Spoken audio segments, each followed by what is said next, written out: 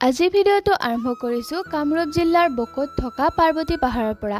সমতলৰ পৰা প্ৰায় 1500 ফুটমান উচ্চতাত এই শ্ৰী শ্ৰী পাৰ্বতী মন্দিৰটো আছে। প্ৰথমে আমি মন্দিৰটোলৈ গৈ ধূপ জ্বলালোঁ, সেৱা ল'লোঁ। ইয়াত বহাগ বিহুৰ গৰু বিহুৰ দিনা বহুত ডাঙৰকৈ মেলা হয়। বহুতো ভক্তৰ সমাগমো ঘটে। আমিও বিহুতে আহিম বুলি ভাবিছিলোঁ যদিও এতিয়া বকলৈ আহিছোঁৱেই যিহেতু আমিনো কিয় মন্দিৰটোলৈ নাযাওঁ বুলি আমিও গ'লোঁ।